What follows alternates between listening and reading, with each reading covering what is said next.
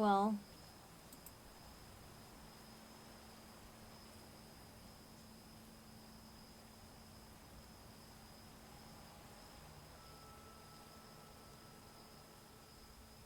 uh,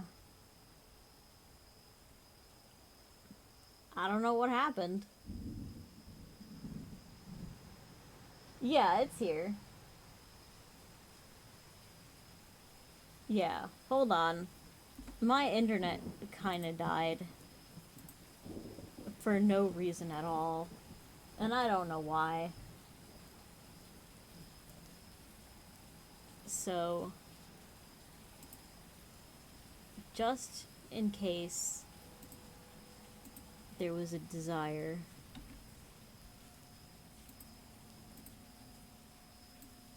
This is the chat history. You see it, you know it. It has been so ordered. Okay. Goodbye. Honestly, mood. Yeah, just everything decided to break on me.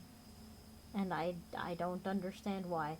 Meanwhile, we're looking for horror stories from the South. I think I might have one on. We back? Hell yeah. Okay. Hold on. Also, Sassy, the peanut butter cake is almost gone. And I really love it. So, thank you so much. It's so good. It's so much better than. It's so good. Oh my god. Unsweetened tea. It's so good. Like, the whole family likes everything you made. It's absolutely crazy.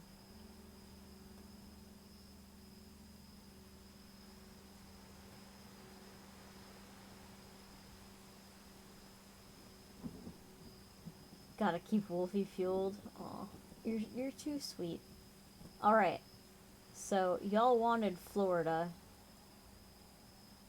Wait a second.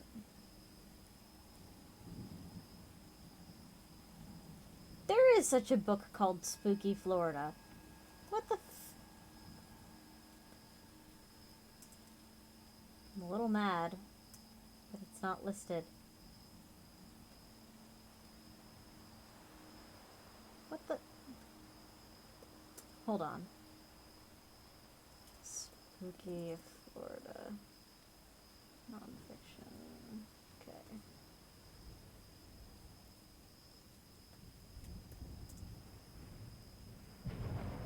Wow.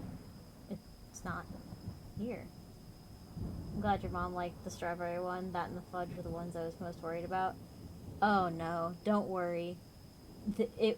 They were all very well received.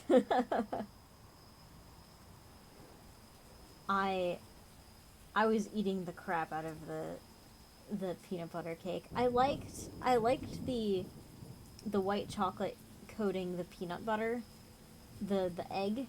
I really liked that. I guess I like peanut butter. Like, God, it was all so good.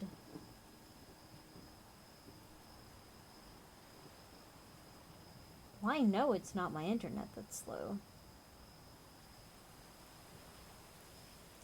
Wow, I look up Spooky Florida, and the first thing that comes to mind is white spells, magic for love, money, and happiness. Well,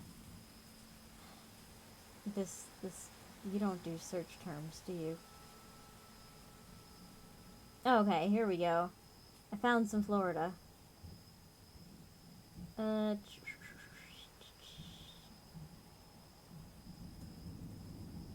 I found exactly.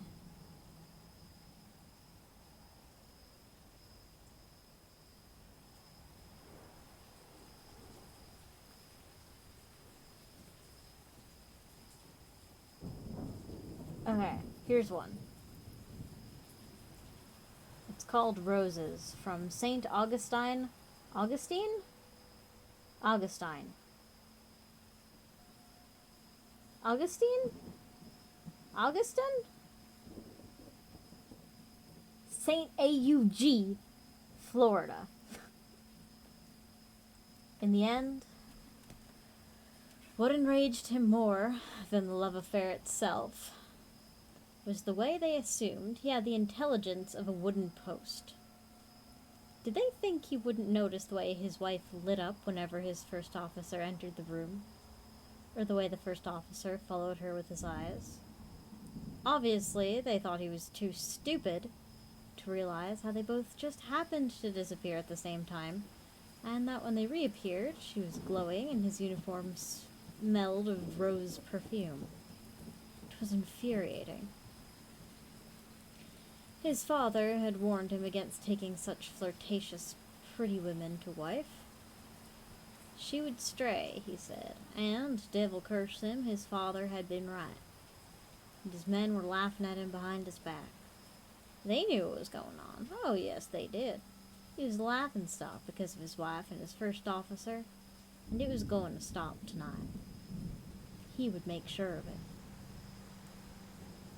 When his wife swept into his commandant's quarters in Castillo, he was seated at his desk, apparently absorbed in paperwork.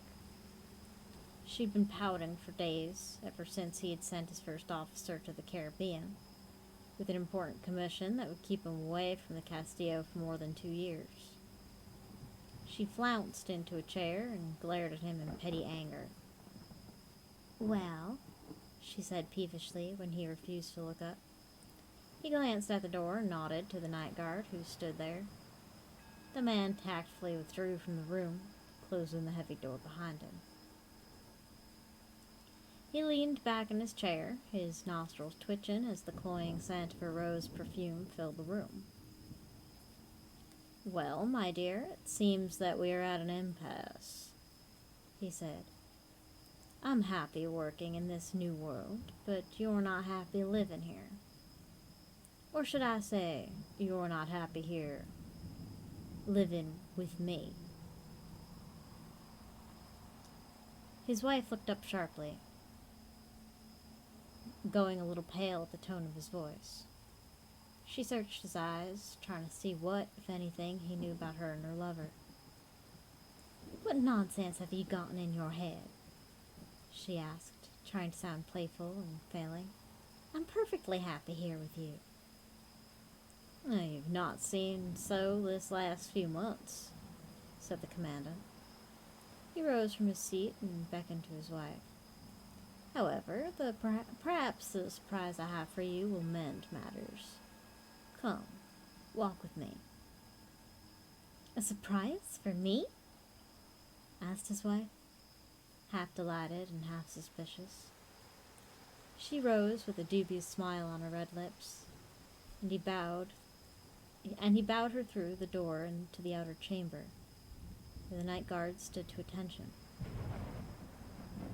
As the commandant took his wife's arm, he said loudly, "There is a ship in the harbor that leaves for Spain at last light, my dear. I'm sure the captain would be happy to oblige us when we explain the situation to him." His wife gave him a puzzled glance at the sudden change of topic, but it was not for her benefit that he broached it. He saw the guard start a little and then school his face to impassivity as they swept out into the courtyard, arm in arm. Oh yeah, she fucked up. The commandant smiled grimly. The night guard would certainly pass along what he'd heard to the other men, fueling the speculation about the commandant and his unfaithful wife. "What was all that about a ship?" his wife demanded petulantly as they crossed the courtyard. "It's all part of a surprise," he told her soothingly, as he led her to an unused storeroom and escorted her inside. "Why are we here?" his wife demanded sharply, staring at the broken pieces of furniture and dusty wooden crates that filled the room. "This is no place to hide a gift." Oh, on the contrary, my dear, said the commandant happily. It's the perfect place to hide something. So saying, he led her to a concealed opening in the wall. His wife stared at it. What is that? She asked suspiciously. Why, I've never seen it before. It's a hidden room I discovered some time ago, said the commandant. It's a place to store secret things. He lifted the torch from its socket beside the storeroom door and went into the dark opening. With a smile, he gestured for his wife to precede him into the secret room. The scent of her rose perfume filled the air as she stepped inside to see her surprise. At the dawn of the next morning, the commandant stood on the pier, waving goodbye to the ship bound for Spain. When the ship disappeared over the horizon, he strolled thoughtfully back to the Castillo and explained to his men that his wife had left for Spain to tending to her ailing father. The soldiers exchanged looks, but none of them said anything in front of him. However, he knew that among themselves they would spread a different tale. One that claimed the commandant had discovered his wife's affair with the first officer and had separated the lovers, sending the officer to the Caribbean and banishing her to Spain for her infidelity. The commandant didn't care what the gossip said. What mattered was that his unfaithful wife and her lover were gone, and he was a free man. A few months later, the commandant resigned his position and left the Castillo for good. He left behind only vague rumors about his wife's scandalous love affair that had gone awry. 50 years swiftly passed away, and the story of the commandant's unfaithful wife had faded from the memory of the townspeople. Florida was now part of the United States, and the Castillo had become Fort Marion. New faces and new concerns filled the stone rooms and towers, and one of those faces belonged to Sergeant Tuttle.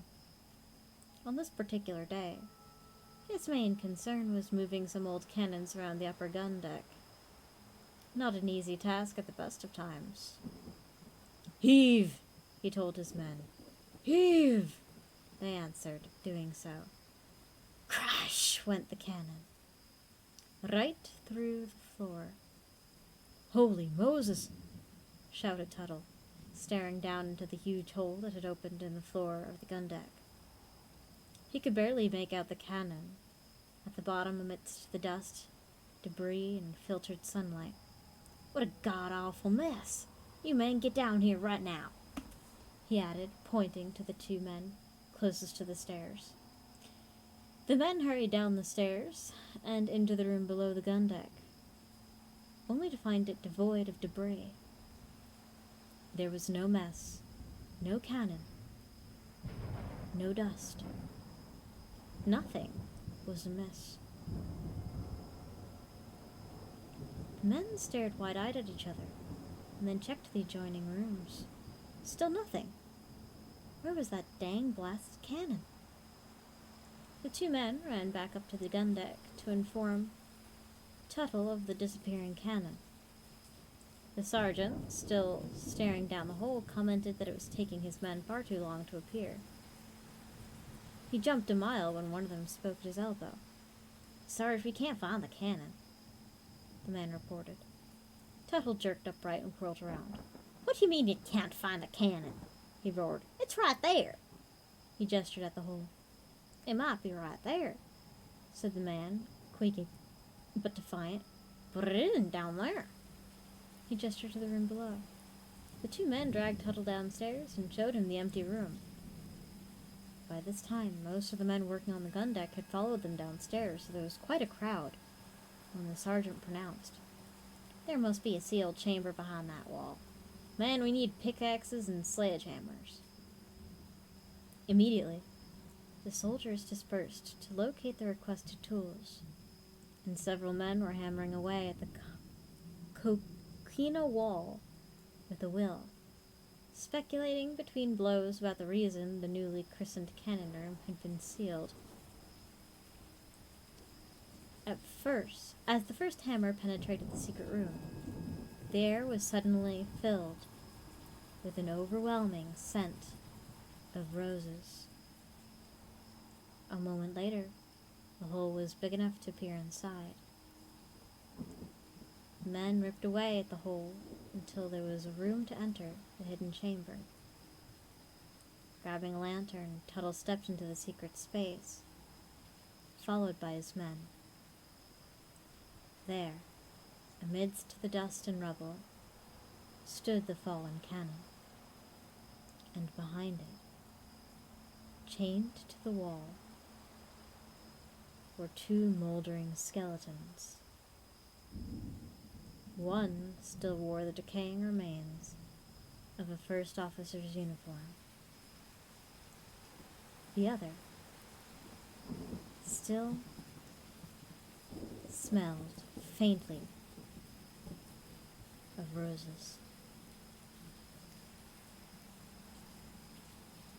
Oh yeah, she done fucked up.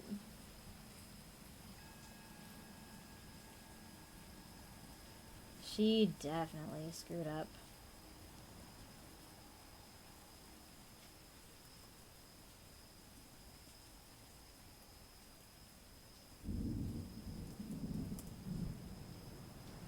That was a good one. Thanks for the recommendation, Cass.